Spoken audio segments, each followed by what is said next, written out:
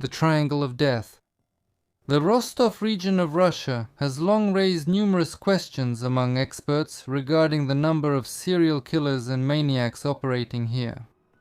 It's no secret that this is where the so-called Triangle of Death is located: Rostov-on-Don, Taganrog, and Shakhty. Over the past 30 years, 37 serial killers have left their bloody mark in this area. Andrei Chikatilo, Roman Bortsev, Vladimir Mukankin, Konstantin Cheremushkin, Yuri Chuman. This list could go on for a long time. And I have videos about many of the maniacs from this list on my channel Strashnota. And this is only a part of those who, together, took the lives of more than 150 people. But the Rostov region became not only a kind of mecca for rapists and maniacs, here, just like everywhere else. Everywhere, other completely ordinary people commit crimes that make your hair stand on end. Official statistics from the Ministry of Internal Affairs show many recorded cases of children losing their lives in this region, more than in other regions of the Russian Federation. Parents, including those who until recently were considered perfectly respectable, treat their own children so cruelly that it's frightening even to think about. You are on the Strashnota channel, and today there will be a video with exclusive materials straight from the source, sometimes with the participants' names changed. As for the source materials on the crimes that are available online, of course, I will leave them in the Strashnota Telegram channel. The link will be under the video. The topic of today's episode, as you might have guessed, is quite brutal, and YouTube will most likely do everything to suppress this video. That's why your likes and comments will be very helpful, and I hope they will really help with the promotion. Most often, the victims of crimes of this kind are newborns. That is, babies who are not even a month old yet, and infants up to a year old. Fathers and mothers, for various reasons, turn out to be unprepared for the hardships of parenthood, and as a result they get rid of their responsibilities in the most primitive way. So, let's go through the sorrowful and bloody chronicle of such episodes in the Rostov region. The episodes are arranged in chronological order. Accordingly, the most recent and at the same time the bloodiest and literally shocking cases will be closer to the end of the video. Stay tuned. 2004, Irina Svertokina, a mother of many children, lived in the private residential area of the Oktyabrski rural district. And at home, without seeking help from doctors, she gave birth. Another hungry mouth to feed was the last thing this already poor family needed. So, without much thought, the woman wrapped her hands around the baby's neck, and when he stopped breathing, she threw him out right behind the outdoor toilet, where she usually dumped slops and organic household waste. Since there was no fence in that part of the yard, stray dogs, always hungry, often came running there hoping to find something to eat. But that day, it so happened that before the dogs looked behind the outdoor toilet, Irina's 16-year-old daughter came there to throw out the trash. When she saw the lifeless baby lying on the ground, she let out a sharp cry and dropped the trash bucket from her hands. "Oh my God," she whispered, hand over her mouth. Katya, as the girl was called, unlike the younger children, understood that her mother was pregnant, so she immediately guessed where this bluish, already dead baby had come from.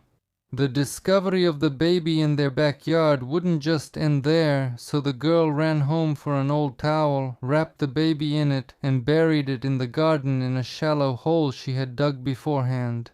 Maybe no one would have ever found out about what happened if Irina's elderly mother hadn't gone to the juvenile division, deciding to complain there about her wayward daughter, who had completely neglected herself. A young guy who had graduated from the local police academy just a couple of years ago was absent-mindedly listening to yet another old lady who didn't so much need the police's help as she just wanted someone to talk to. Svertokina Senior complained for a long time about her bitter fate, her disobedient and useless daughter, and at the same time about the authorities, who she blamed for everything. "Irka has completely gone out of control," complained Yevdokia Petrovna. "You should really give her a good talking to, set her straight so she stops drinking and finally takes care of her kids. She gave birth to a whole bunch of them and dumped them all on me. Do I need that? I already have one foot in the grave. I just want to make peace with God so he doesn't get too angry with me. But how can I rest in peace when my daughter is acting like this? And what exactly is your daughter doing? The department employee asked, keeping a polite smile. General rules for interacting with visitors. Why do you think she isn't coping with her parental responsibilities? How can she cope when she's always drinking hard liquor and never sobers up and changes boyfriends like gloves?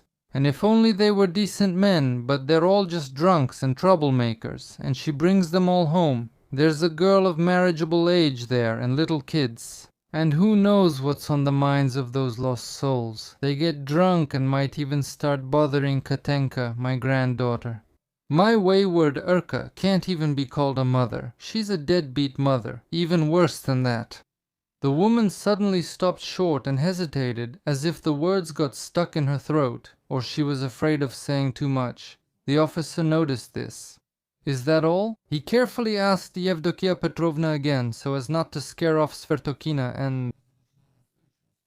Or did your daughter do something else bad? Oh, Sonny, she committed a grave sin, the bent old woman muttered sorrowfully.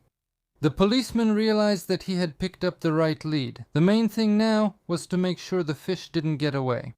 Yevdokia Petrovna, unburden your soul, don't keep it inside, he suggested gently. The woman nervously crumpled a handkerchief in her hand, while the young man waited patiently. Finally, Svertokina made up her mind.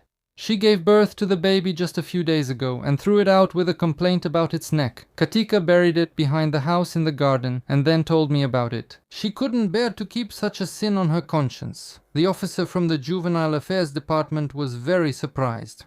He expected anything, but he definitely wasn't prepared for this. Nervously thanking Yevdokia Petrovna for her vigilance, he hurried off to write a report.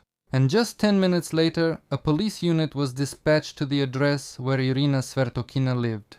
After inspecting the suspected crime scene, the police officers discovered that someone had already reached the infant's body before they did. It was dug up by those very stray dogs.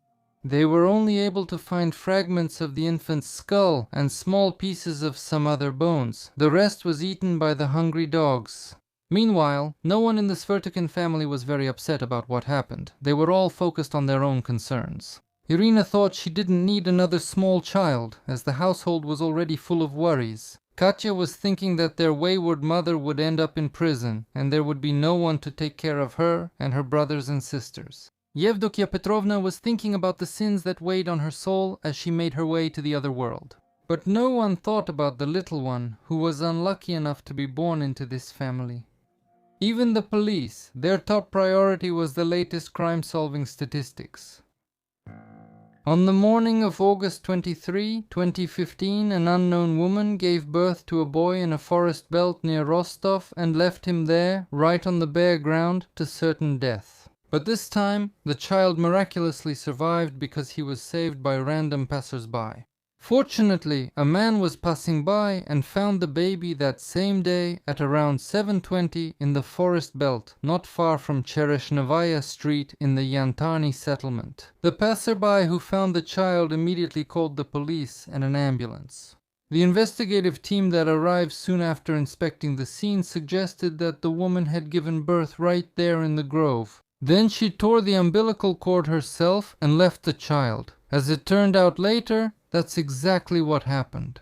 The baby, who was born with a healthy weight, was sent under the care of doctors at the Oksai Central District Hospital, while the police officers set out to search for the mother who abandoned her child. Since the forest plantation was located not far from the big markets, the police immediately started checking Almaz, Atlant and Classic, these seedy places. This included going door to door, interviewing market stall vendors, and talking to residents of the nearby settlement and summer cottages. During the questioning of the vegetable market workers, some vendors were found who said they had seen a pregnant woman here more than once.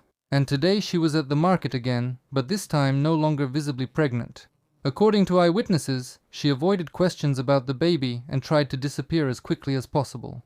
Based on tips from the market vendors, this woman was found and questioned. The experienced detectives, who had seen a lot in their line of work, were shocked during the interview. The woman showed no emotion and spoke about what happened in a completely matter-of-fact way, calmly answering questions. "Oh, I gave birth in the grove, so what?" I heard him cry. "Then I left the crying baby in the bushes. I didn't kill him." Nothing stirred inside her when her newborn baby started crying even louder, while the mother was hastily leaving the grove. The criminal was not detained immediately after the questioning. It turned out to be a resident of the Kogolnitsky district, a 30-year-old market vendor, Irina Tverdaya, who didn't really deny it. After talking to her, the investigators had no doubts left. Yes, she is guilty, and the crime is classified under Article 125 of the Criminal Code. Deliberate abandonment of a child in a situation threatening their life or health. However, she did not consider herself a criminal. The woman said that on Sunday, August 23, 2015 in the afternoon, she felt that labor had begun. Without much thought, she went to the nearest grove where she gave birth to the child. Then indeed she cut the umbilical cord herself and immediately abandoned the baby. She didn't even consider taking the baby or handing it over to Child Protection Services. After that, as if nothing had happened, she returned to her workplace, and she continued selling vegetables and fruits. At the end of the workday, she went home to the Kogolnitsky district. "And there's nothing to live on anyway," the woman muttered, explaining the reason for her actions. The investigator questioned whether the new mother understood what she was doing, or if she had a temporary lapse due to stress or difficult life circumstances. But the detainee herself dispelled all doubts. "I understood that the boy could die, but I don't need him, so why should I take him?" Thus, the investigators concluded that the mother deliberately left her newborn boy to die in a wooded strip, fully aware of the possible consequences of her actions. As explained by the senior assistant to the head of the investigative department of the Investigative Committee of Russia for the Rostov region, Galina Gagolaeva, during the interrogation, the suspect fully admitted her involvement in the crime and described all the circumstances in detail. A forensic medical examination was conducted on her. Considering that the woman leads an antisocial lifestyle, the issue of choosing a preventive measure in the form of detention is being decided. The suspect, Nanosit, also named the alleged biological fathers of the child. It was never possible to determine who exactly was the father of this baby. Irina Tverdaya was ultimately sentenced more severely than initially expected. Under Part 3 of Article 106 of the Criminal Code of the Russian Federation for attempt by a mother to take the life of her newborn child. This article provides for up to 5 years in prison. The close biological relationship between Irina Tverdaya and the boy discovered on August 23, 2015 was confirmed by a molecular genetic examination. The accused also underwent a forensic psychiatric examination, which did not reveal any mental disorders that could have influenced her decision to abandon her child to die. By court verdict, Irina Tverdaya was sentenced to 2 years and 10 months of imprisonment in a penal settlement. By the way, such charges are not respected at all in women's penal colonies. 2017. On August 3rd in the city of Morozovsk, the district center of Morozovsky district, in the thickets of bushes near the station square, close to the Morozovskaya railway station, the body of a newborn boy with signs of decomposition was found. On August 5th of the same year, as part of the investigation launched after the discovery of the body, a woman suspected of taking the life of her baby was detained. As reported by the official representative of the press service of the Ministry of Internal Affairs of Russia for the Rostov region, Irina Volk, a forensic examination was immediately ordered to determine the time and cause of death. Meanwhile, police officers carried out standard investigative actions, checked local women who were registered for pregnancy at the women's clinic, conducted door-to-door and apartment checks, and interviewed residents of nearby areas to establish all the circumstances of what happened. Neighbors of one of the local residents said that they knew a woman living nearby who was expecting a child and was behaving strangely. However, for some reason, she did not register and did not visit any doctors. Other pregnant women from this area had never seen her at the women's clinic. and when it was time for her to give birth, no one ever saw the baby either. As a result of the investigative actions, a 38-year-old resident of the city of Morozovsk, Natalia Che, was detained on suspicion of committing the crime. A criminal case was opened against her under the article "Murder of a Newborn by the Mother." At first, she categorically denied everything, even the fact of her recent pregnancy. Natalia didn't even realize that this could be determined, including by a gynecological examination. The doctors confirmed that the woman was pregnant and had given birth very recently, and under the pressure of the evidence, Natalia had to confess. But even then, the suspect was inconsistent in her statements. At one point, she said she wanted to give the child to the man she loved, whose name she somehow couldn't remember. Then she said the pregnancy was unplanned. In the end, she said she got pregnant in November 2016 but didn't go to any doctors. At the end of July 2017, she really did give birth to a boy at home, and then buried him nearby. Stray dogs dug up the decaying remains, and that's exactly why they were found. People saw the dogs tearing apart something that looked like a small child and called the police. During the visual inspection, no signs of violent death were found. The only injuries on the body were those inflicted by the animals after death. Of course, Natalia led an antisocial lifestyle. She lived in a barrack with her latest partner and 2 older children. Therefore, by her own account, she had no need for an infant in such conditions. However, according to Natalia, fortunately for her, the baby was born dead, so she didn't have to bear that sin on her conscience. But for some reason, the woman did not call an ambulance to officially record the stillbirth. Instead, she found a secluded spot not far from her house, where she buried the baby in a hollow that was there, first wrapping the child in rags and an old man's shirt, and then covering it with earth. During the interrogations, it was found out that the mother did not know for sure whether the baby was alive at the time of burial or not. It is possible that it only seemed to her that the newborn was not breathing, and she actually buried him alive. In fact, in 2017 and 2018, the Rostov region recorded the highest rate of infant mortality. Here, newborns die not only because of irresponsible parents, but also due to the negligence of the medical staff in maternity hospitals and perinatal centers. Doctors explain this by saying that there are many migrant women and pregnant women here who registered late for prenatal care. There are also many ignorant and inexperienced women who are unable to provide proper care for babies in their first year of life. However, facts are stubborn things. And for example, on just one day, September 19, 2017 in Rostov-on-Don, 2 criminal cases were initiated at once regarding the deaths of newborns.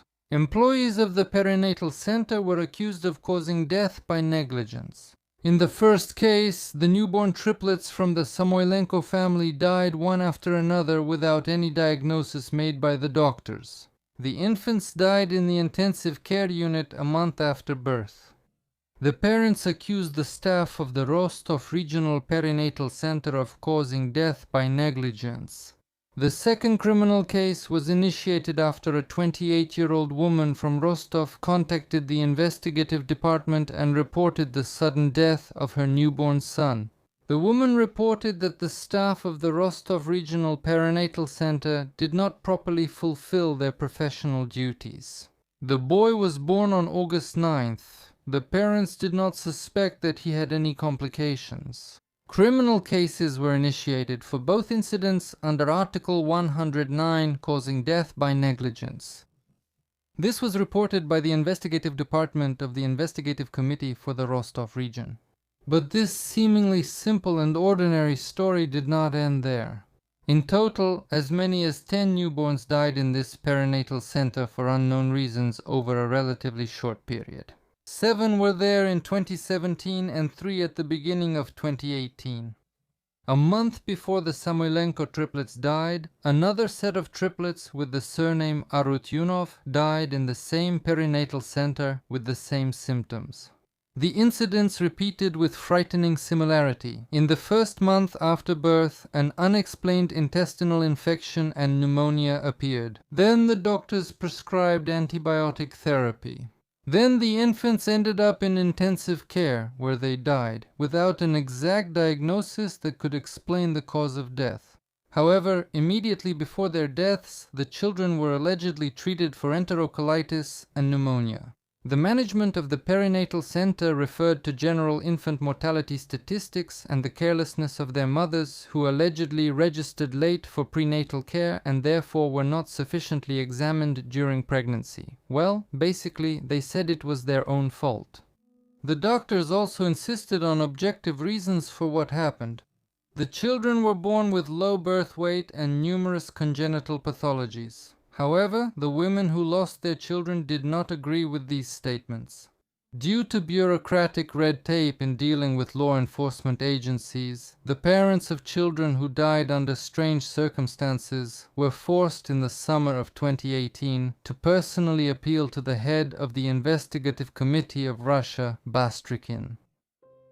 At the end of 2018, everyone in the Rostov region suddenly started talking about the case of the killer doctors. The first such accusations came directly from within the medical community. In early November, a professor, who at that time was the chief obstetrician-gynecologist of the Rostov region and also held another position, the wife of the head of the ill-fated perinatal center, Irina, accused the Ministry of Health of the Rostov region and its head, Tatyana Bykovskaya, of concealing the true situation regarding infant mortality in the region and attempting to pressure the management of the perinatal center to hide the falsification of data. The Ministry of Health in turn stated that it would go to court because of the slander. Later, Bushtireva revealed that when she was the chief obstetrician-gynecologist, there were several infant deaths due to doctors' fault without any consequences for them. The case was handed over to the investigative committee. This sparked a real scandal in the region's medical field, which later spread beyond the area after the intervention of federal authorities. After Irina Bushtireva's high-profile statements, intensive inspections began at the perinatal center, where the mass death of infants was recorded. After law enforcement officers, inspectors from Rostov-on-Don and the Territorial Compulsory Medical Insurance Fund came there. During the inspections, serious violations were found in the institution's operations. In October 2019, the chief physician of the center, Valery Bushtirev, was removed from his position. Bushtirev himself, at a press conference he organized later, denied a number of the accusations. He did not consider himself guilty of the fact that illegal advertising for his wife's private clinic was placed on the center's premises. Bushtirev admitted to the violations in equipment maintenance, but stated that neither he personally nor the center's staff were at fault for this. All necessary measures were carried out at the maternity hospital, as long as there were enough allocated funds for them. According to the former chief doctor, however, these funds were insufficient. Bushtirev explained this by saying that at the time of the inspection, 12 ventilators were out of order and the filters in 44 incubators for newborns had not been cleaned. At the same time, the Compulsory Medical Insurance Fund denied the lack of sufficient funding and stated that the management of the perinatal center was incompetent, as they failed to use the allocated funds rationally and effectively. After such statements, the former management of the Rostov Perinatal Center faced continued inspections at the institution with particular zeal. Now, external experts have been brought in. As a result of the audit, major violations of procurement legislation were discovered. After that, 3 previously signed contracts with the center for 2019-2020 totaling over 44 million rubles were terminated. The Ministry of Health of the Rostov region, feeling it had done its duty, handed over materials about violations in the activities of the regional perinatal center to law enforcement agencies. Scandals, intrigues, and investigations continued. And a couple of days after Valery Bushtirev was dismissed, a petition appeared online demanding the removal of the head of the Rostov Region Ministry of Health, Tatyana Bykovskaya herself, who they say also has something to hide. It is worth noting that for some time, reactionary members of the public was outraged by such free thinking. However, by the end of 2019, Tatyana Bykovskaya was detained and placed under house arrest. Her home and the Medical Waste Management Center were searched. Along with the Minister of Health, her deputy Stanislav Besedovsky also ended up in the dock. In January 2020, Bykovskaya was officially charged with exceeding her official powers. In September 2021, the Federal Anti-Monopoly Service confirmed it, and later it was also recognized in court. There was a collusion between the Regional Ministry of Health and hospitals regarding the disposal of medical waste, which, by the way, includes the results of abortions, including those performed for medical reasons. So Bushtereva was talking about another aspect of infant mortality which is very profitable for unscrupulous medical workers. After all, by falsifying data about the presence of medical indications for artificial termination of pregnancy, it is possible to illegally get rid of a healthy but unwanted fetus, and at any stage of pregnancy. Women often seek this specific help when all the legal deadlines for terminating a pregnancy have already passed and there are no medical indications for the procedure. But, as is well known, there are always those willing to break the law for good money, and violations in handling medical waste will cover up all traces of the crimes. Then, for quite understandable reasons, there will be neither the bodies of infants nor any statements to the police from grieving parents. But as a result of gross violations of sanitary regulations, children who were loved and awaited also died because of these crimes. Thus, the criminal actions of officials from the Ministry of Health claimed the lives of 10 children, a number higher than that of some serial killers. And what kind of punishment did these people receive? The people in white coats. In 2024, the criminal case against Besedovsky was closed. But for the former minister, the prosecution demanded a 5-year sentence. And in March 2025, Bykovskaya was sentenced to 4.5 years in a general regime penal colony. Repeated appeals of the sentence changed nothing. The former official is serving the sentence assigned by the court in the Kuban Correctional Colony No. 3 in the Ust-Lubinsk area. 2019. On March 20, the body of a newborn was discovered by a cleaning lady in the women's restroom of the Volgodonsk City Hospital. As it turned out, the baby was born there to a 16-year-old schoolgirl who had come with her mother from the Romanovskaya Stanitsa due to severe lower abdominal pain. The girl and her parents insisted that they did not know about the pregnancy. The 10th grader was at school that day in class when she began to feel very unwell. She asked to go home, and when her condition worsened, she arrived at the city hospital with her mother. When the contractions began, the girl went to the restroom where she gave birth. After that, for some reason, she put the baby in a plastic bag and tied it with a shoelace. The young mother herself claimed that the baby was born dead. Based on the report to the police, a criminal case was opened and investigators began to clarify the circumstances. As it was established, the girl told the doctors that she was not sexually active, so the doctors had no suspicions about a possible pregnancy. The girl's parents also didn't know about her condition. I don't know how that's possible at such a late stage. The girl was alone in the hospital room. No one saw or heard how she gave birth. In the morning, a cleaner accidentally discovered the baby's body in a bag when she decided to check what was inside. After that, she immediately called the police. None of the girl's relatives or acquaintances knew about her pregnancy. The girl was naturally overweight and always wore loose clothes, so neither the teachers nor her classmates suspected that she was pregnant. They just thought it was extra weight. As for the girl herself, she kept assuring everyone that she had no idea about her pregnancy. She attended classes right up until she gave birth. Before ending up in the hospital, she attended 3 classes and took a test.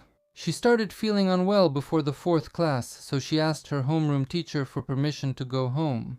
Once she was home, the girl complained to her mother about stomach pain, so the woman decided to take her daughter to the city hospital where everything happened. In their hometown of Stanitsa Romanovskaya, the schoolgirl's family was considered stable. Both her father and mother worked and did not abuse alcohol. The young mother's mother is a psychologist by education. There are 2 other children in the family. The Regional Investigative Committee reported that a criminal case was opened regarding the incident under the article "The Killing of a Newborn by Its Mother." The young mother's mother refused to comment, stating that everything said about her daughter is untrue and even a lie. And again it's 2019, but this time it's July. And again it's the Morozovsky district. A woman gave birth on the street and abandoned the baby in the bushes near an abandoned building where the child died sometime later. The body was found by random passers-by. Partially skeletonized remains of a newborn baby boy were found on July 9th of the same year in the bushes on Gladkovo Lane near the Svetofor store. Moreover, the baby was in a place where few people go. That's why the small body went undiscovered for a long time. It is not known for sure how long the child had been lying there. According to the Regional Investigative Committee, a local resident came across the baby's remains and immediately called the police. The biological mother of the deceased was identified on the same day. The woman turned out to be a 24-year-old mother of 2 children. She was interrogated, recognized as a suspect in taking a life, and detained. According to her, she didn't want a 3rd child in the family because she wouldn't be able to provide for them. And so, when it was time to give birth, she decided to get rid of the baby. A criminal case was also initiated against her under the same Article 106 of the Criminal Code of the Russian Federation, deprivation of life of a newborn by the mother. Later, for this crime, the Morozovsk District Court sentenced the woman to a suspended sentence of 2 years and 4 months. She was also sent for compulsory observation and treatment by a psychiatrist. On October 15, 2020, in one of the garbage containers in the Oktyabrski district of Rostov-on-Don, the body of an infant was found in a bag wrapped in a towel and a blanket. During the investigative operations, it was established that a 24-year-old woman from Rostov was involved in the crime. According to the investigation, she gave birth at home without seeking medical help, and then decided to get rid of the baby in this way. She left the baby alive in a trash bin. The baby died later. A criminal case was initiated under the same article. The suspect was first detained, then taken into custody. But 2021 became a real wave of infant killings in the Rostov region. On January 4, 2021, in the village of Sandata, Salsky district, Rostov region, a 47-year-old woman delivered her 23-year-old daughter's baby at home. A healthy boy was born, but the new grandmother brutally dealt with her second grandson. I'll tell you exactly how later. One of the suspect's relatives, who accidentally learned about what happened from another family member, reported the horrifying incident to the police. A female officer was dispatched to the scene. The inspection confirmed the infant's body was found buried shallowly in the garden, just about 10 centimeters below the surface. The grandmother who committed the murder was immediately arrested. She fully admitted her guilt. Now, the investigators had to determine the extent of the newborn's mother's involvement in the crime. According to the villagers, the 23-year-old woman was a single mother raising a 5-year-old son. The family was not considered troubled. They lived modestly but were not poor. There were no complaints regarding the upbringing of the first child. For some time, the young woman lived separately from her parents with her son, but then, for some unknown reason, she returned to her family home. At that time, her mother was already living with another man, meaning the man was her stepfather. From that moment, the boy stopped attending kindergarten. It is quite likely that this was done intentionally so that the villagers would not see the daughter's growing belly and would not start asking questions. The young woman also did not register at the local hospital's maternity clinic, and this is despite the fact that her first childbirth was complicated and she barely survived it. Back then, the locals even organized an emergency blood donation to help their fellow villager. Most likely, the mother and daughter had bad intentions from the start, and that's why the girl hardly appeared in public throughout her pregnancy. When the contractions started, so as not to scare the 5-year-old boy who was also at home, the women went to the cowshed, where one began to give birth and the other helped deliver the baby. They only had 2 pillows with them, thrown on the floor for the woman in labor, and a bucket of water. Unlike the first time, the second birth went smoothly. The new grandmother cut the umbilical cord and sent her daughter back into the house. After all, it was January outside, and the cowshed wasn't heated.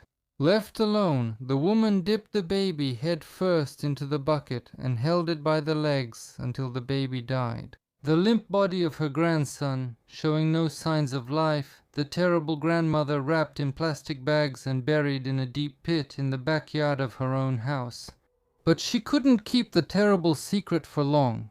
One day, under the influence of alcohol, she let it slip and poured out her soul to her relative, justifying her actions by saying that they couldn't have handled a second child in the family. As usual, she told another relative in confidence, then a third, and eventually one of the relatives couldn't bear the guilt and told the district police officer. The police officer took the report seriously and decided to organize an inspection with a visit to the site.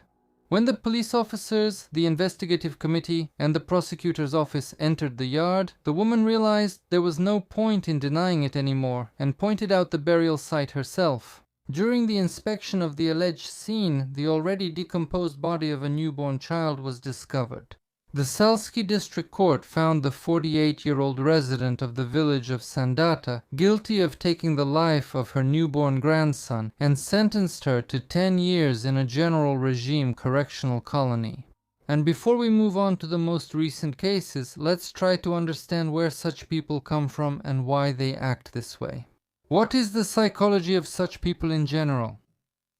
The average female criminal who commits such acts is a woman with extremely low emotional sensitivity, living in conditions of social and psychological degradation. Her personality is shaped in the context of poverty, alcoholism, and a lack of support and basic care both from society and from her family. And what can generally be identified in such people is antisocial behavior. Such a woman lives without stable employment, is often unmarried, changes partners, abuses alcohol, and may be indifferent to her older children. Her circle consists of people of the same kind. Medical assistance is ignored. Such a woman usually doesn't register for prenatal care and often hides her pregnancy until childbirth. Secondly, emotional numbness and sharply reduced empathy.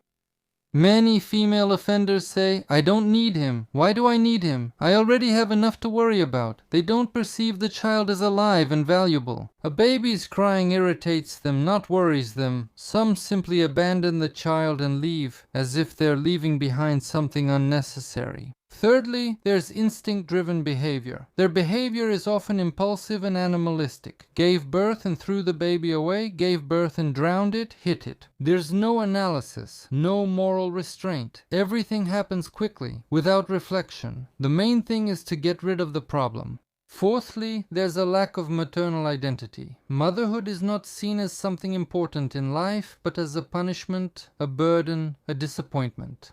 The maternal instinct is either absent or distorted. Attachment doesn't form, and the child isn't perceived as one's own.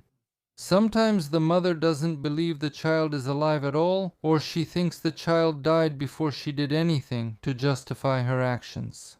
Fifth, there is a distorted sense of responsibility. Even in conversations with the police, a typical phrase is, "What's the big deal? I didn't take their life, it wasn't on purpose." A typical attempt to shift the blame, to put it on the circumstances. Sixth, psychopathic and depressive traits. Many of them do not suffer from remorse, do not cry, do not ask for forgiveness. Their speech is terse and defensive. Some have elements of hidden sadism. Others show apathy and passive aggression, to take a life in order not to see, not to hear, not to feel.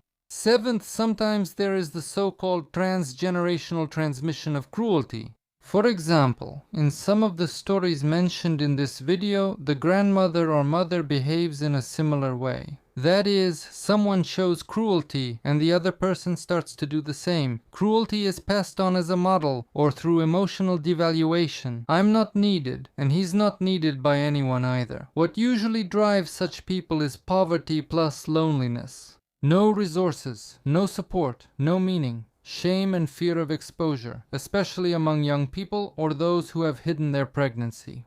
The feeling that this child is unwanted disrupts plans, drains strength. Their own trauma, they themselves often grew up in coldness, violence, and neglect. Anger at the child's father, especially if the father left, was abusive or abandoned them. Taking a life, an unconscious punishment for this. Denial of reality. At the moment of taking a life, it's as if consciousness shuts off, and afterwards I don't remember. It seemed to me that I died myself.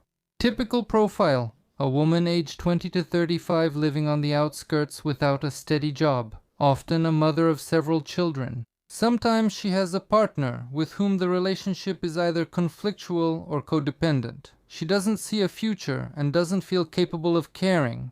A child is just another cry, another mouth to feed, another threat. At some point something snaps, and that's when the killing or abandonment happens. In general, these people are not monsters. They are products of their environment and neglect, products of the social situation.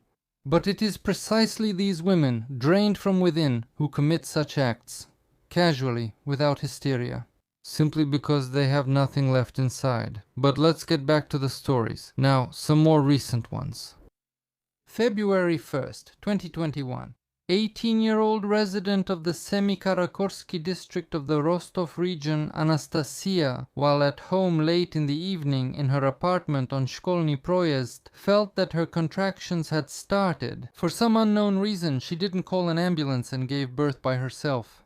A baby girl was born who didn't get a chance to experience the beauty of this world because it turned out to be too cruel to her. Right after giving birth, the mother inflicted 26 wounds on the newborn baby with a kitchen knife, including cutting her throat. The daughter died from the wounds she received. At the time of this incident, the woman's 2-year-old daughter, whom she had given birth to before turning 18, was also in the house. Her husband was at work. Later, when he returned, he called an ambulance because Anastasia started bleeding, which caused her to lose consciousness. When they arrived, the ambulance crew found not only the young woman unconscious after giving birth, but also the body of the infant with multiple stab wounds. The floor was covered in blood, and at that moment, a 2-year-old girl was running barefoot through the bloody stains. It turned out that the woman's father works in the police, and later during the investigation, it was revealed that the young man came from a troubled family where everyone abused alcohol. Since the incident happened in a police officer's family, the investigative committee got involved in the investigation again. The woman who took her daughter's life was detained after receiving medical assistance. She faced criminal charges under Article 106 of Russia's Criminal Code and was sent for a forensic medical examination. The prosecutor's office immediately placed the investigation under its supervision. On August 31, 2021, in one of the houses in the Leninsky district of Rostov-on-Don, residents complained about a terrible smell of decomposition coming from one of the apartments in the building. Moreover, the neighbors saw the corpse of a cat in the window of that apartment.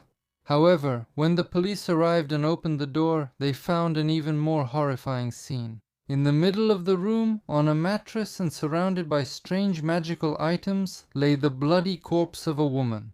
Underneath her, the police also found the body of an infant. The victims were 32-year-old Elizaveta Tsarevskaya and her 1-year-old daughter. No signs of struggle or unauthorized entry into the apartment were found, and the front door was locked from the inside. All the windows and locks were also intact and showed no signs of being forced. Investigators put forward the theory that the mother decided to perform some kind of bloody ritual and sacrificed her daughter, after which she took her own life. What pointed to that theory was the scene itself: black candles, pentagrams, scraps of burned paper, and the corpse of a black cat. There was also a so-called ritual table there. On it lay a square plywood board with a mirror in the center and black patterns around it. The mirror was slashed with bloody streaks in the shape of a cross. Next to it were a knife and photographs of some young couple. It is quite likely that these were the people the amateur witch was trying to influence through her creepy manipulations. The investigation established that the child had been stabbed 3 times in the chest. Tsarevskaya herself also died from a knife wound. During the investigation, it was found that Tsarevskaya lived a secluded life and hardly communicated with anyone. Neighbors saw her extremely rarely, even though she had lived in that house for 3 years.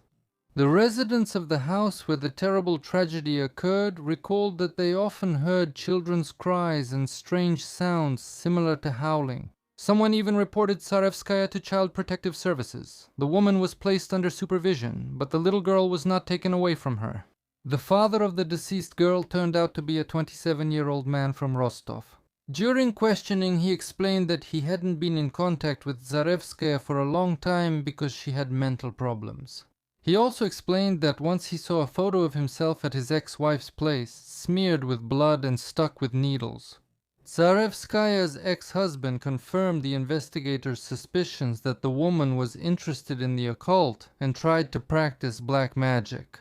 It turned out that she openly discussed performing various rituals on social media with her like-minded friends. Most likely, the mentally unstable woman tried to use black magic to regain the attention of the man who was the father of her child. After all, it was his portrait with his new lover that was found in Tsarevskaya's apartment. 2022. 6 сентября The body of a newborn boy was found in the cabin of a portable toilet near a shopping pavilion in the Pervomaisky district of Rostov-on-Don on Zolotistaya Street. The police were informed about the terrible discovery. Law enforcement officers managed to find the mother of the child. She turned out to be a 36-year-old woman from Rostov. The woman gave birth right in the portable toilet and threw the baby into the waste tank. The baby suffocated and died immediately. The mother fled the scene of the crime without telling anyone about what had happened. The woman was arrested. She did not deny anything and confessed to everything. A criminal case was opened against the mother. As investigators found out, the woman had another child in her care. The second child in the family was unwanted, which is what prompted the mother to act this way. She was not under the care of an addiction specialist or a psychiatrist. April of this year. This time the entire Rostov region was shaken by chilling news. On TV, they first reported the search for a kidnapped child, and then a terrifying turn in the criminal case.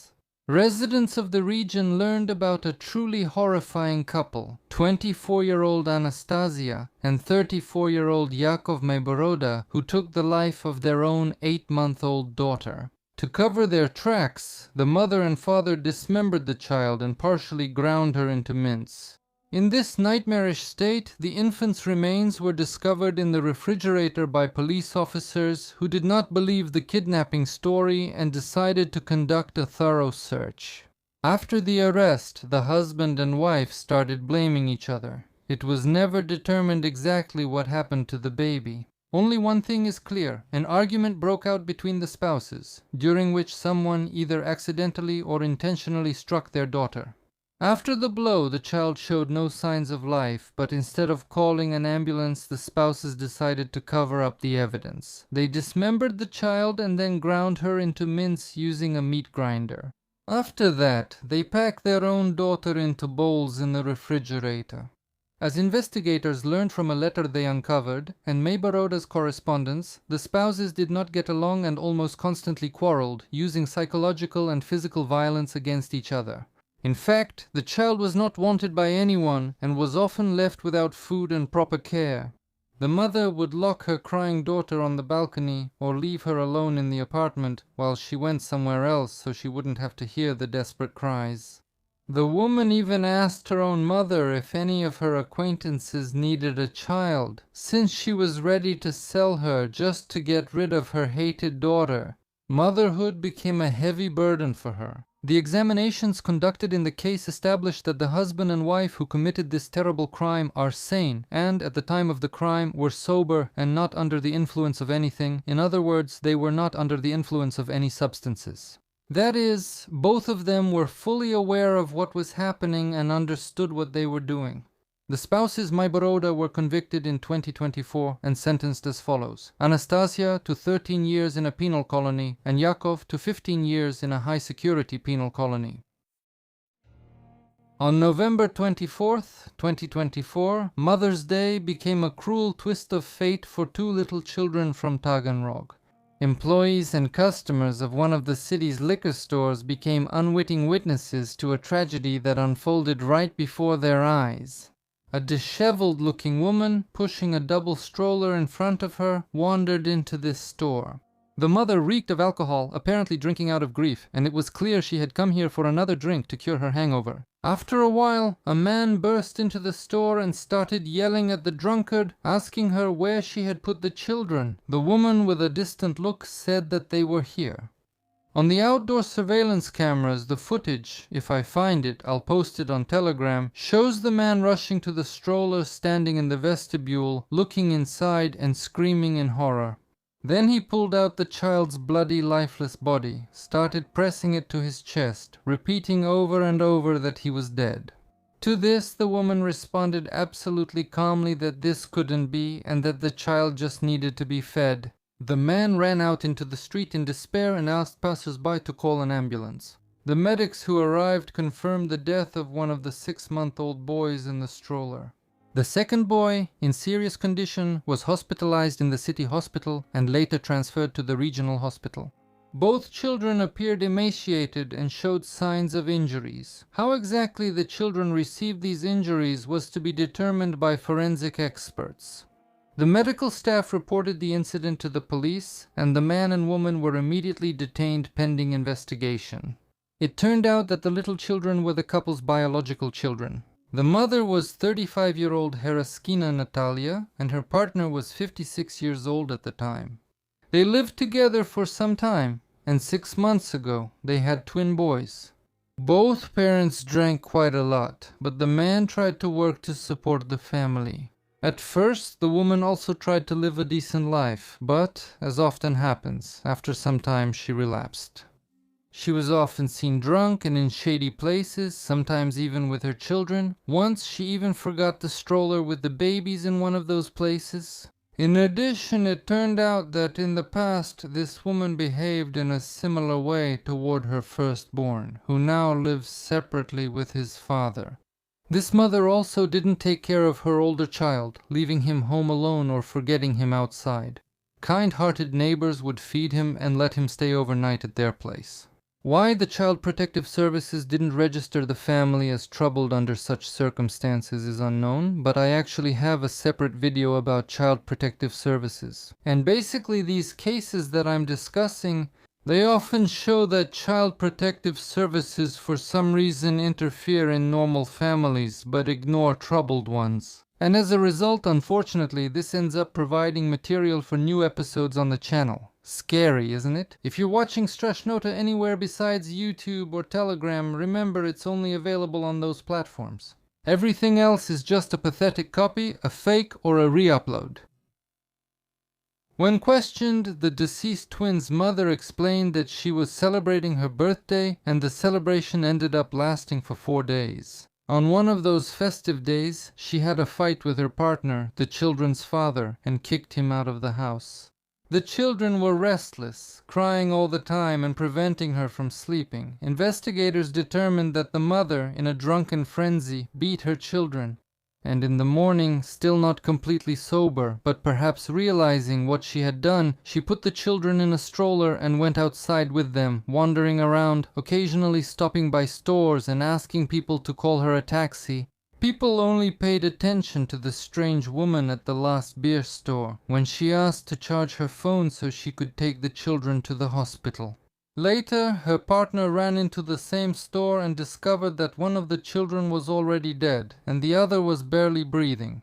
According to the shopkeeper, the parents tried to wipe the blood off their children. One of the little ones had a head injury. Both children were covered in bruises and abrasions. The children's father already had a criminal record, specifically for taking a life. However, neighbors said that he loved and cared for the little ones very much, unlike their mother. The mother, besides drinking and neglecting her parental duties, had repeatedly faced administrative penalties for petty hooliganism. As the examination established, one of the children died from traumatic brain and spinal injuries. The second child ended up in intensive care in serious condition. He was found to have a skull fracture and multiple bruises. A criminal case was initiated regarding the incident for the killing of a minor and the attempted murder of the second child.